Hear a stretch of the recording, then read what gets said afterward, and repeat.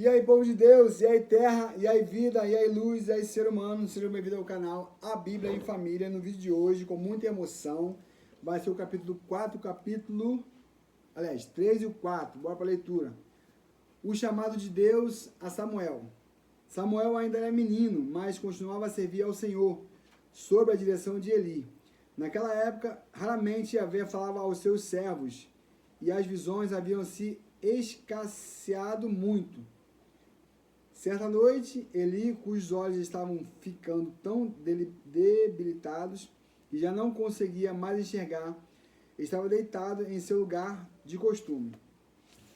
Samuel dormia na entrada na tenda sagrada de Yahvé, onde ficava a arca da aliança, e a lâmpada de Deus ainda estava acesa. Então Yahvé, o Senhor, chamou o menino, Samuel, Samuel, ao que ele respondeu: Eis-me aqui. Prontamente correu até onde ele repousava e perguntou-lhe: Aqui estou, Senhor. Me chamaste? Mas Eli replicou-lhe: Eu não te chamei. Volta e deita-te. E Samuel foi e se deitou. O Senhor chamou novamente: Samuel, Samuel. Então ele se levantou, foi até Eli e disse: Tu me chamaste? Aqui estou. Mas Eli tornou a responder: Eu não te chamei, filho meu. Volta e deita-te. Samuel ainda não conhecia o Senhor, e a palavra do Senhor ainda não lhe havia sido revelada. Então o Senhor chamou Samuel pela terceira vez. Ele se levantou, foi até Eli e disse: Eis-me aqui, pois me chamaste. E neste momento Eli compreendeu que Yahvé estava chamando o menino. E Eli orientou Samuel: Vai, deita-te, e se ele te chamar de novo, dirás: Fala, Senhor, pois o teu servo está ouvindo. Assim Samuel se deitou no seu lugar. O Senhor voltou a chamá-lo como nas outras vezes: Samuel, Samuel. Ao que o prontamente lhe respondeu o menino: Fala, porque o teu servo ouve. Então o Senhor revelou a Samuel: Eis que estou a ponto de realizar em Israel algo que fará tinir os ouvidos de todos os que ficam sabendo, que ficarem sabendo.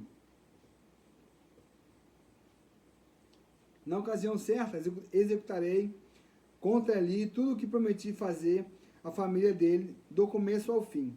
Porquanto eu lhe afirmei que julgarias sua família para sempre por causa do grave pecado de seus filhos, do qual ele tinha plena consciência. Seus filhos se fizeram desprezíveis e blasfemadores contra a minha pessoa, e ele não os puniu. Por esse motivo jurei à família de Eli: jamais se fará expiação por esta família, nenhum sacrifício ou oferta de manjares será suficiente para apagar a culpa do seu terrível pecado. Samuel conta a visão a Eli. Samuel ficou deitado até o romper do dia, e então abriu as portas do aposento onde estava na casa do Senhor. Ele teve receio de contar a Eli tudo o que vira e ouvira. Contudo, Eli o chamou para perto de si. Samuel, meu filho. Ao que prontamente respondeu Samuel: Eis-me aqui. Então Eli lhe interrogou: Filho, o que foi que Deus te revelou? Não esconda nada de mim.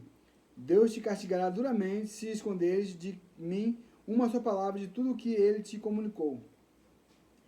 Diante disso, Samuel contou-lhe tudo o que ouvira, sem lhe poupar de nenhum detalhe. Então Eli exclamou: É Yahvé, o Senhor, que ele faça o que bem parecer aos seus olhos. Enquanto Samuel crescia, o Senhor estava com ele e fazia com que todas as palavras do jovem de fato se cumprissem. Todo Israel, desde Dan até Berseba, reconhecia que Samuel estava confirmado como verdadeiro profeta do Senhor. E o Senhor continuou aparecendo em Siló, onde havia se revelado a Samuel por meio de sua palavra. E a palavra de Samuel se espalhava e era respeitada em todo Israel. Capítulo 4. Os filisteus tomam a arca. Capítulo 4, vai até o 22. Naqueles tempos, aconteceu que Israel partiu para guerrear contra os filisteus e acampou nas proximidades da cidade de Ebenezer, enquanto os filisteus acamparam junto a Efec. Os filisteus organizaram sua frente de combate em linha para enfrentar Israel. E depois de violentos embates, Israel foi derrotado pelos filisteus, que mataram cerca de 4.000 israelitas no campo de batalha. Quando os sobreviventes chegaram ao acampamento, os anciões e líderes de Israel indagaram-lhes: por que fez hoje o Senhor que fôssemos feridos e vencidos pelos filisteus? E concluíram: vamos a Siló buscar a arca do nosso Deus, que venha para o nosso meio e nos livre da mão dos nossos inimigos.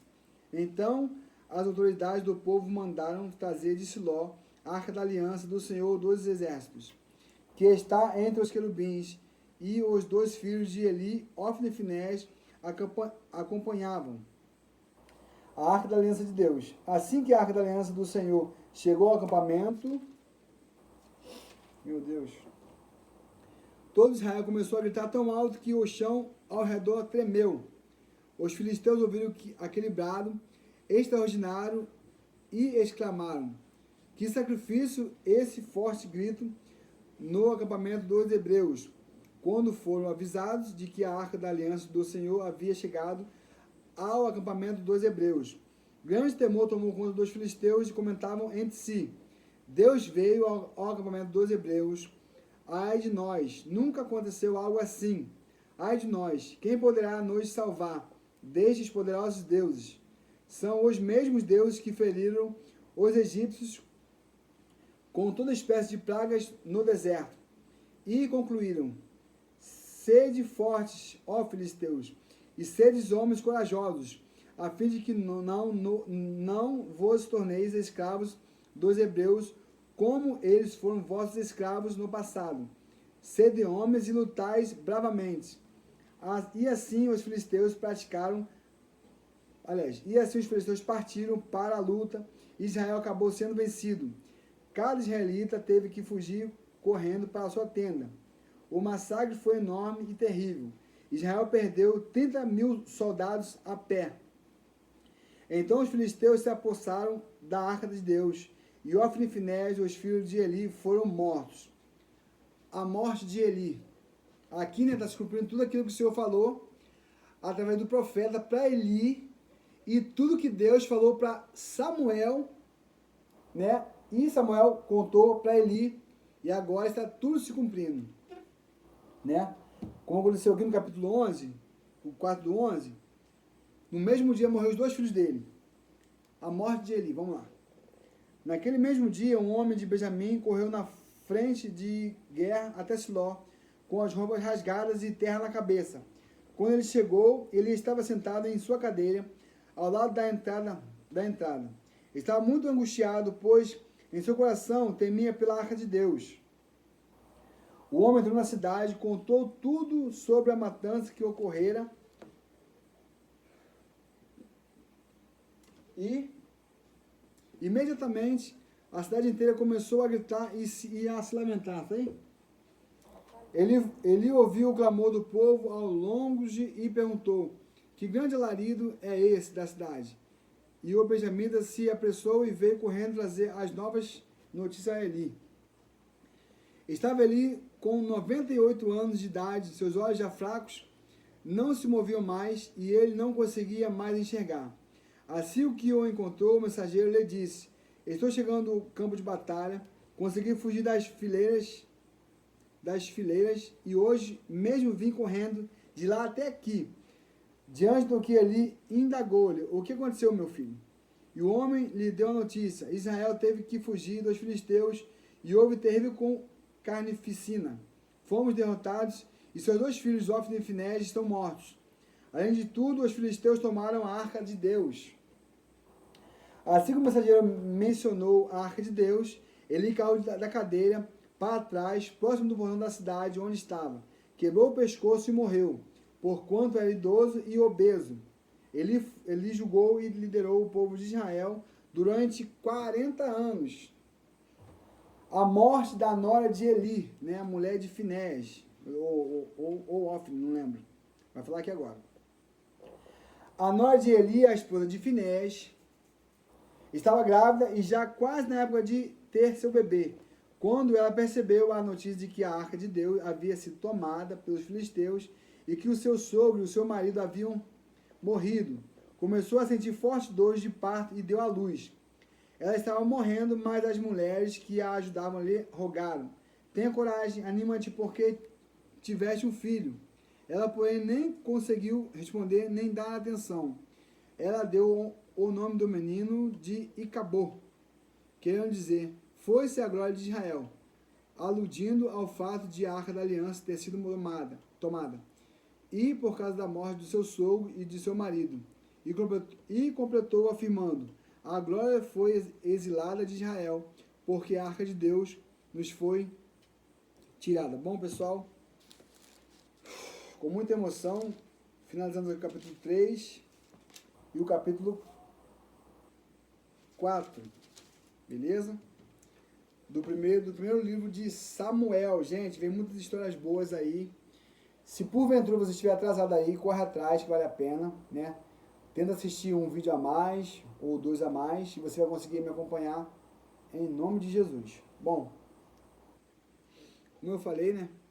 A Bíblia é algo que me dá bastante equilíbrio, né? Mas isso não vem da Bíblia, que é a palavra de Deus, né? Mas eu atribuo isso a Deus. Os meus sucessos, a minha família, a minha esposa, a minha filha, tudo isso é Deus que me deu.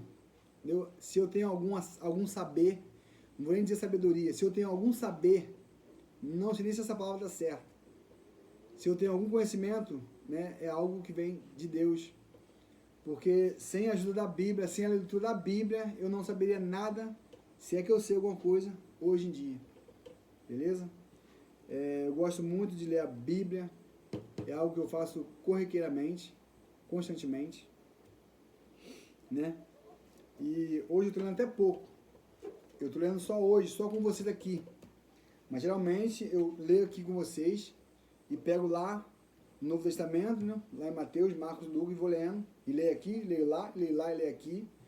Né? Hoje estou lendo até pouco. Estou lendo só com vocês, estou gravando os vídeos. E às vezes eu dou também uma lida aqui antes e depois vem gravar o vídeo.